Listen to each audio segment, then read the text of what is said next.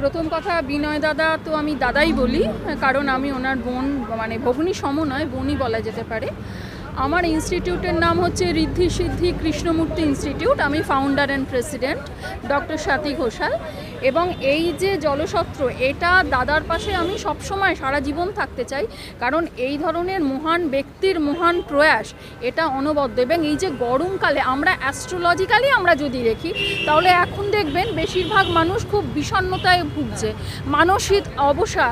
মানসিক অবসাদ, ডিপ্রেশন, এইটা কিন্তু মানে অ্যাস্ট্রোলজিক্যালি মুন অর্থাৎ চন্দ্রের প্রবলেম। এবং চন্দ্রের দান হচ্ছে এই জল। চন্দ্র হচ্ছে কর্কটের সাইন লর্ড, জলরাশি।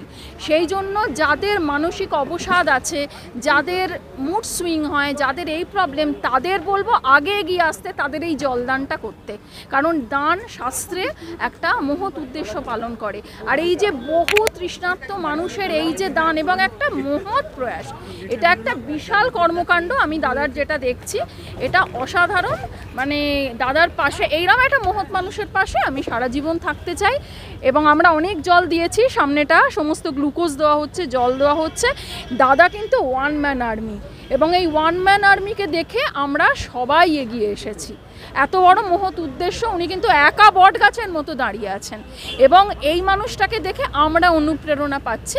আমরা পুরো জায়গাটা, এবং এত সুন্দর জায়গাটা চয়েস হয়েছে, প্রচুর মানুষকে আমরা দিতে পাচ্ছি। যারা কষ্ট করছেন, যারা সারাক্ষণ টোটো চালাচ্ছেন, এই বাস লরি চালাচ্ছেন, আমরা তাদের হাতে তুলে দিচ্ছি, যাত্রীদের হাতে তুলে দিচ্ছি। এটা তো অসাধারণ একটা প্রয়াস আমি বলতে পারি।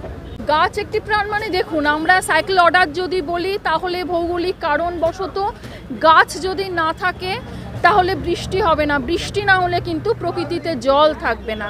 তাই গাছ কাটা মানে কিন্তু পরিবেশ থেকে জল শেষ হয়ে যাওয়া।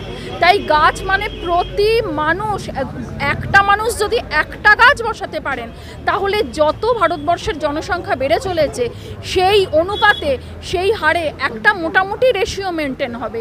গাছ না থাকলে, সবুজ না থাকলে জল থাকবে না। তাই গাছের প্রয়োজন ভীষণ আছে। এবং এখন তো সব গাছ কেটে বড় বড় বিল্ডিং ইত্যাদি তৈরি হচ্ছে, কিন্তু প্রত্যেকটা মানুষকে সচেতন করব যে তার, হ্যাঁ, মানুষের বাসস্থান অবশ্যই জরুরি। বাসস্থান ভীষণভাবে, এখন তো ভীষণ ছোট ছোট ফ্ল্যাটে মানুষ থাকছে, কারণ এছাড়া উপায় নেই, জনসংখ্যা বাড়ছে। কিন্তু যতক্ষণ না গাছ আপনারা বাঁচাচ্ছেন, ততক্ষণ কখনোই সালোক সংশ্লেষ ঘটবে না। একটা ভৌগোলিক পরিবেশ আছে, আমি সায়েন্সের মানুষ যেহেতু আমি এই জায়গাটা মেনটেন করব। এবং বৃষ্টি চাই, বৃষ্টির জন্য গাছকে বাঁচাতে হবে। বৃষ্টি হচ্ছে প্রাকৃতিক জলের ভাণ্ডার, এবং সেই জায়গা থেকে গাছকে বাঁচাতে হবে, এবং আমরা এইভাবে জলটাকে মেনটেন করব। আমার এই মহৎ উদ্যোগকে দেখে খড়দহ মনন ওয়েলফেয়ার অ্যাসোসিয়েশন আমাদের পাশে আছেন, আমাদের সঙ্গে আছেন স্মৃতি শক্তি সংঘ ক্লাব, আমাদের সঙ্গে আছেন বহু বিশিষ্ট জ্যোতিষীরা। আমার পাশে আমার স্নেহধন্যা বোন আছেন, বিশিষ্ট জ্যোতিষী। আমার এক ভাই আছে, আনন্দ, আসো।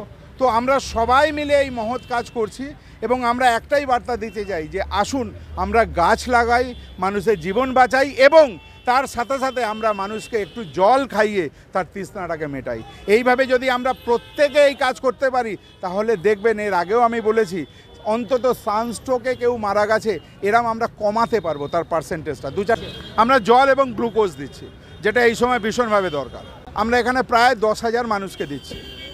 না, আমাদের পরিকল্পনা দেখুন, যেমন কোভিডে আমরা ওয়েস্ট বেঙ্গলে ম্যাক্সিমাম থানা আমরা স্যানিটাইজ করেছি।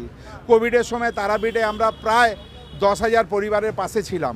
তো এইরকমভাবে রাস্তায় রাস্তায় যে সকল অরফেন মানুষজন থাকেন, তাদেরকে আমরা খাবার টাওয়ার দিই। তো এই প্রোগ্রামগুলো 365 দিন চলেন। এখন আমাদের এই গরমকালে, এই তাপপ্রবাহে আমাদের একটাই উদ্দেশ্য যে আমি বা আমরা সকলে মিলে জল দেব, জীবন বাঁচাবো।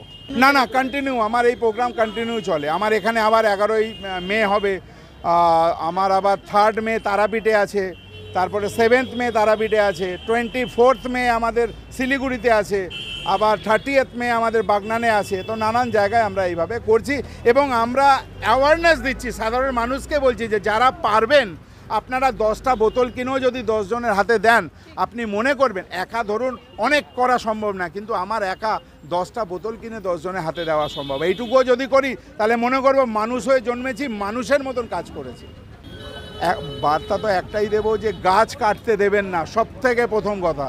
এই গাছ কাটা নিয়ে আমরা কিভাবে নিজেকে মানে দুর্যোগের মধ্যে ফেলছি আমরা জানি না। গাছ কাটতে দেবেন না, গাছ লাগান, এবং এই গরমের মধ্যে ভয় না পেয়ে, গরমকে উপেক্ষা করে আপনারা ওই যে বললাম 10টা করে বোতল হলেও 10 জনের হাতে তুলে দিন।